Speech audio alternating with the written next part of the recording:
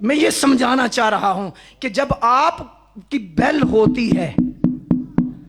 تو بیل جب آپ کی ہوتی ہے تو آپ باہر نکلنے سے پہلے آپ کنگھی کرتے ہیں، اور آپ ایسے حالت میں باہر نہیں نکلتے کہ کسی سے ملنو، آپ نے بنین پہنی ہے، قمیض نہیں پہنی، یا جو ہے وہ آپ نے ٹروزر رات ڈریس نائٹ ڈریس پہنا ہوا ہے تو آپ ملتے نہیں.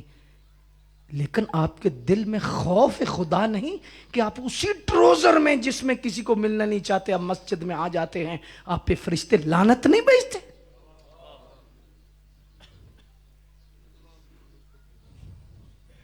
ناراض نہیں ہونا، اور اس لحاظ سے جو ہے وہ بات سمجھنے کی کوشش کرنی ہے.